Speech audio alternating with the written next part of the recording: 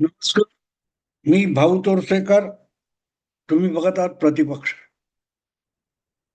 मित्रांनो, सध्या उबाठा शिवसेनेमध्ये जी काय अंतर्गत बेदिली आणि बेबंदशाही माजलेली आहे, त्याच्या रसभरीत कहाण्या तुमच्या समोर रोज कीर्तन केल्यासारख्या सांगणारे जे लोक आहेत, हेच लोक 6 महिन्यापासून ठाकरे ब्रँडचं गुणगान करत होते. उद्धव ठाकरे कसे महान आहेत आणि महापालिका, जिल्हा परिषद, नगरपालिका निवडणुकीत ठाकरे ब्रँड राज्यातल्या महायुतीला उलथून टाकत, एकनाथ शिंदेना देशोधडीला लावत, परत एकदा उद्धव ठाकरेंना महाराष्ट्राचा सर्वांगीण नेता कसं बनवणार आहे आणि त्याच्या मदतीला आता उद्धवरावांचे चुलत बंधू राज ठाकरे कसे आलेले आहेत आणि त्याची महाराष्ट्र गेले 2000 वर्षापासून कशी आतुरतेने वाट पाहत होता, याची वर्णनं आपल्या कीर्तनातून सांगणारे जे पत्रकार आहेत, तेच आता मातोश्रीवर आणि उबाठा शिवसेनेमध्ये किती बेबंदशाही माजलेली आहे, याची रसभरीत वर्णनं तुम्हाला सांगतायत.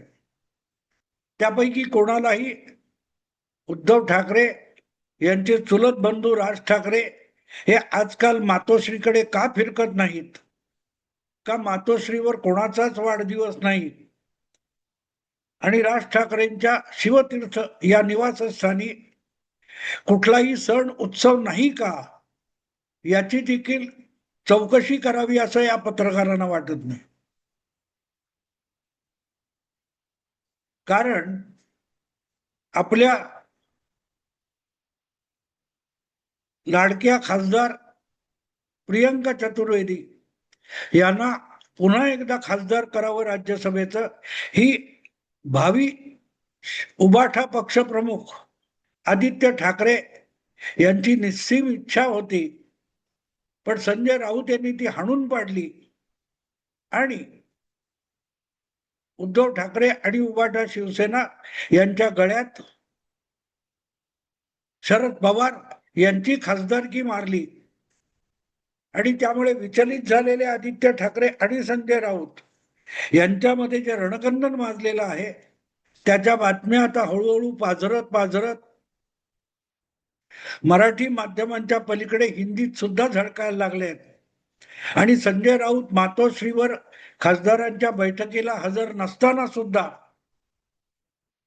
त्यांची कॉलर आदित्य ठाकरेंनी मातोश्रीत कशी पकडली, ज्या वेळेला संजय राऊत दिल्लीत होते, याची वर्णनं सुद्धा हिंदीत ऐकायला मिळतात.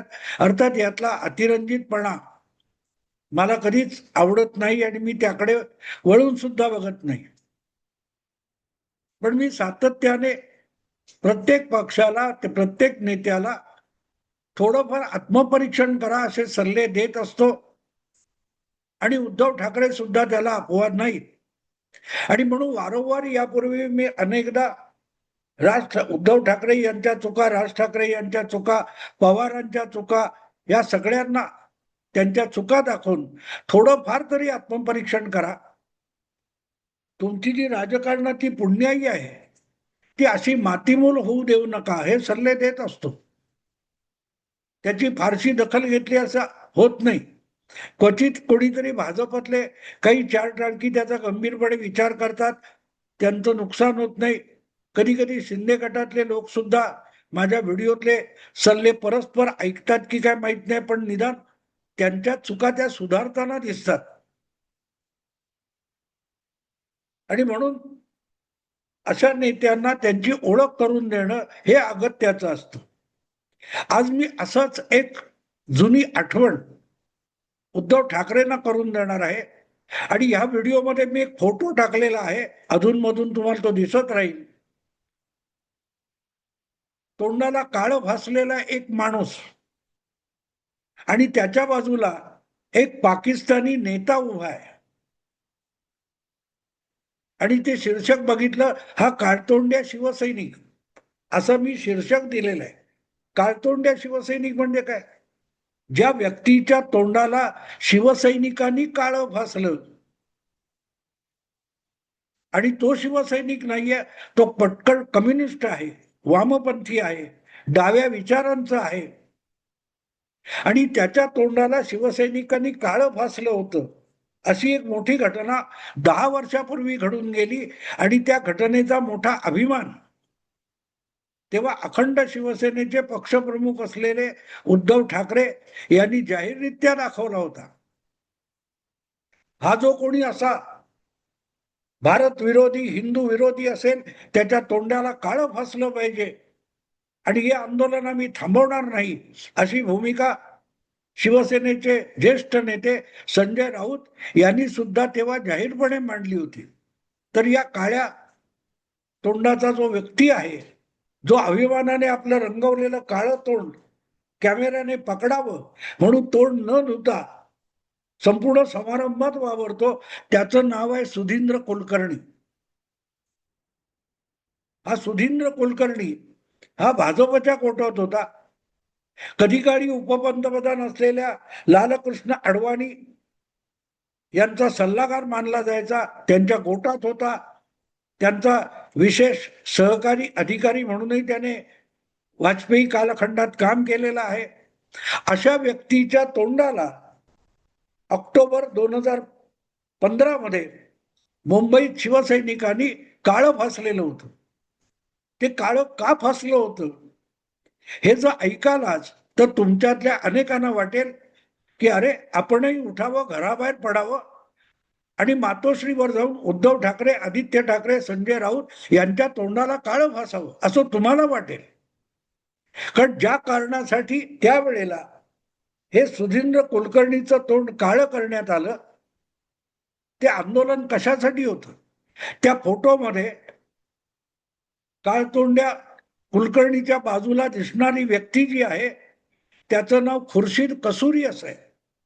हा खुर्शीद कसुरी पाकिस्तानचा परराष्ट्र मंत्री म्हणून काम करत होता किंवा कदाचित आणखीन कुठचं मला माहित नाही, पण किंवा सल्लागार म्हणून काम करत असेल, पण तो पाकिस्तानचं मोठं हस्ती होती आणि त्याचं एक पुस्तक आहे,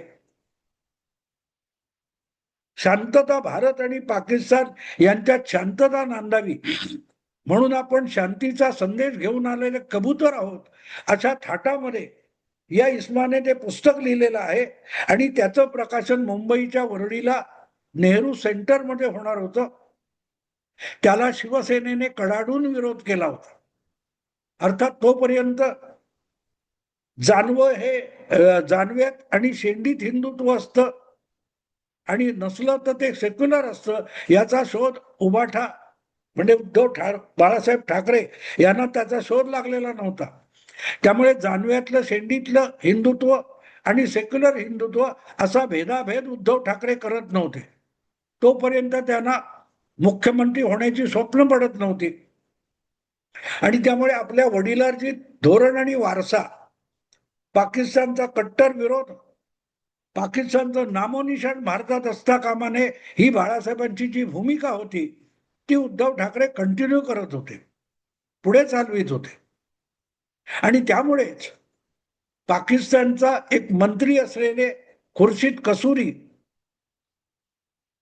यांचं जे पुस्तक नायदर हॉक नॉर डव म्हणजे कबूतर पण नाही आणि शिकारी ससाणा सुद्धा नाही अशा अर्थाचं शीर्षक असलेलं ते पुस्तक, त्याचं प्रकाशन मुंबईत करण्याला शिवसेनेने कडाडून विरोध केला होता आणि त्या प्रकाशन समारंभाचं आयोजन हे सुधींद्र कुलकर्णी यांनी केलं होतं आणि त्याला शिवसेनेने कडाडून विरोध केला असताना आणि शिवसेना सरकारमध्ये असताना सुद्धा ही आततायी कृती शिवसैनिकांनी केली होती.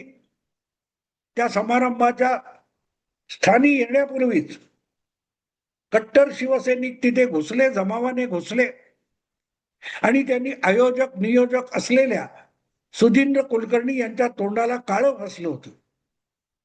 पण पुरोगामित्वाचं एक लक्षण असतं, आपल्या बेशर्मीचं प्रदर्शन करणं हे पुरोगामी लोकांना फार अगत्याचं वाटत असतं.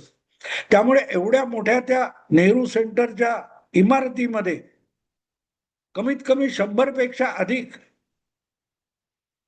टॉयलेट्स असतील, वॉशरूम असतील, पण तिथे जाऊन आपलं तोंड जरा धुवून घ्यावं असं सुधींद्र कुलकर्णींना वाटलं नाही. ते मोठ्या अभिमानाने माध्यमांच्या कॅमेऱ्यासमोर आपल्या तोंडाला काळं फासलं होतं ते तसंच घेऊन फिरत होते आणि अख्ख्या समारंभात सुद्धा तसंच काळतोंडा होऊन बसलेले होते. अर्थात त्यामुळे तेव्हाची अखंड शिवसेना विचलित झाली नाही.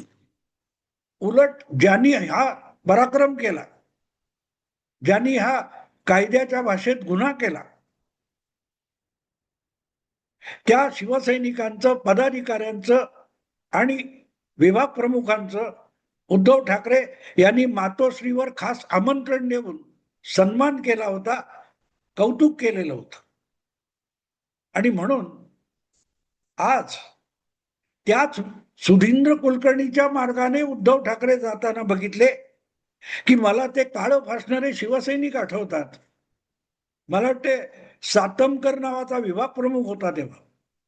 आता आमदार आहे किंवा काय मला नक्की माहित नाही, किंवा कुठल्या गोटात आहे माहित नाही, पण त्याचा सन्मान उद्धव ठाकरेंनी पक्षप्रमुखांनी केला होता का, तर पुरोगामी पाकिस्तानी धार्जिणेपणाचा निषेध करायला, तो काळं फासायला शिवसैनिकांना घेऊन गेलेला होता. आज परिस्थिती उलटी आहे. पाकिस्तान धार्जिणे लोक असतील त्यांच्याविषयी खास उद्धव ठाकरे अगत्य दाखवतात. किती अधोगती होते माणसाची. सत्तेच्या खुर्चीच्या नादी लागला की माणसाची किती अधोगती होते, त्याचा हा सगळ्यात मोठा पुरावा आहे. की उद्धव ठाकरेंना आज आपल्या वडिलांच्या राष्ट्रवादी हिंदुत्ववादी भूमिकेचं वावडं लागायला लागले. त्यापेक्षा पाकिस्तानी जवळचे वाटायला लागले. आणि मग जर उद्धव ठाकरेच इतके बदलले असतील तर वडिलांचा वारसा सोडून निघालेले जे उद्धव ठाकरे आहेत त्यांच्यासाठी पाकिस्तानी लोकांचं बाहू पसरून स्वागत करणारा जो सुधींद्र कुलकर्णी आहे, हा कट्टर शिवसैनिक होऊ शकतो, निष्ठावान शिवसैनिक. कारण शिवसेनेविषयीच्या निष्ठा याचा अर्थ उद्धव ठाकरे यांच्या धरसोड वृत्तीचं निष्ठेने पालन करणारा आणि अनुकरण करणारा तो आजच्या काळात उभाठासाठी निष्ठावान शिवसैनिक असतो. आणि त्यामुळेच आपल्या पक्षाला जी राज्यसभेची खासदारकी मिळू शकत असेल तिच्यावर बोळा फिरवून महाविकास आघाडीतला सर्वात छोटा पक्ष असलेल्या राष्ट्रवादी काँग्रेस पक्षाचे शरद पवार गटाचे अध्यक्ष शरद पवार यांच्या गळ्यात राज्यसभेची माळ पडावी यासाठी आटापिटा करणारा संजय राऊत सारखा नेता हा शिवसेनेचा, उभाठा शिवसेनेचा सर्वात कट्टर निष्ठावान शिवसैनिक आणि नेता असतो. जे काय रणकंदन आज आदित्य ठाकरे आणि संजय राऊत यांच्यात माजले अशी वर्णनं केली जातात, त्यापैकी कोणालाही शिवसेना म्हणजे काय, शिवसेनेची निष्ठा म्हणजे काय, शिवसेनेची भूमिका म्हणजे काय, शिवसेनेची विचारधारा म्हणजे काय याची चिंता करावी, चर्चा करावी असं वाटतच नाही. बस उद्धव ठाकरेंनी चौपाटीवर किनाऱ्याकडे बोट ठेवून सांगितलं, ही बघा पूर्वेला कसा सूर्य उगवतो आहे, तर ताबडतोबीने मावळत्या सूर्याला उगवता सूर्य म्हणतील ते आजकालचे निष्ठावान शिवसैनिक झालेले. आणि अशा लोकांमध्ये सुधींद्र कुलकर्णी यांचा सर्वात वरचा क्रमांक लागू शकतो. कारण वारंवार पाकिस्तानात जाऊन पाकिस्तानच्या ISI या गुप्तचर संघटनेशी, जिहादी संघटनेशी ज्यांचे निकटचे संबंध असतात यांच्याबरोबर बसून उहापोह करणं, यामध्येच सुधींद्र कुलकर्णी रमलेले असतात. आजची गोष्ट नाही, तुम्हाला आठवत असेल तो वेदप्रकाश वैदिक नावाचा माणूस हा अशाच टोळीतून पाकिस्तानला गेला होता आणि ते सईद हफीजला भेटला होता. तेव्हा ती जी टोळी गेली होती त्यामध्ये सुद्धा सुधींद्र कुलकर्णी, दिलीप पाडगावकर, तुमच्या बरखा दत्त यांचा समावेश होता, आठवत असेल. आज ही सगळी मंडळी जर उद्धव ठाकरे यांची समर्थक झाली असेल तर मग सुधींद्र कुलकर्णीला आजचा सगळ्यात कट्टर उबाठा शिवसैनिक म्हटलं तर वावगं ठरणार नाही. कारण दोघांच्या निष्ठा, दोघांच्या विचारधारा ह्या एकमेकाशी इतक्या जुळत्या मिळत्या झालेल्या आहेत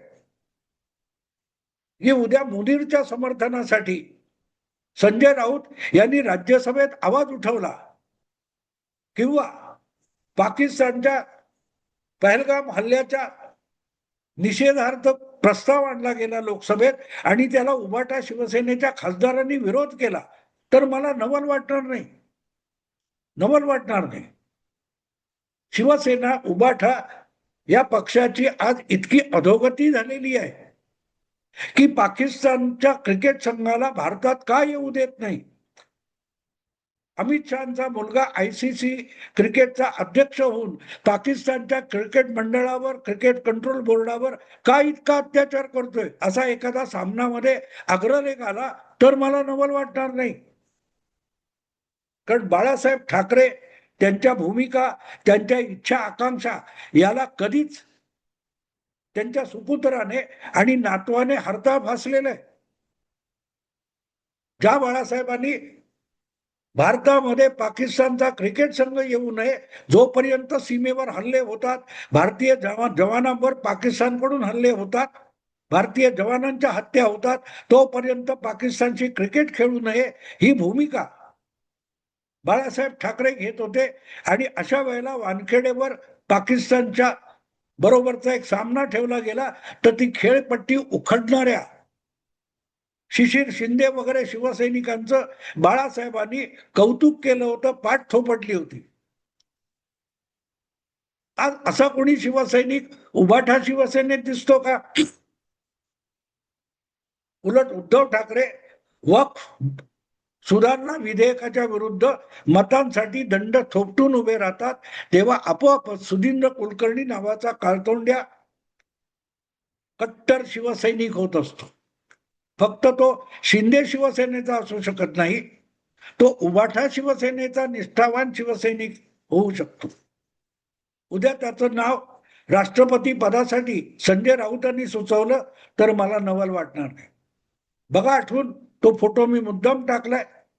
हा इतिहास आहे आपला.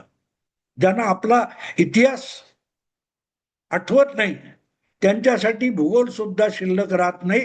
आणि आज उबाठा शिवसेनेची महाराष्ट्रातली जमीन संकुचित का झाली, का अटली आहे, याचं उत्तर या सगळ्या व्हिडिओमध्ये तुम्हाला सापडेल की तुम्ही तुमचा इतिहास बोळा फिरवून पुसून टाकताय, तुम्हाला भूगोल राहणार नाही. असो मित्रांनो, आता थांबतो. आवडलं लाईक करा, शेअर करा आणि प्रतिपक्षाला सबस्क्राईब करा. नमस्कार.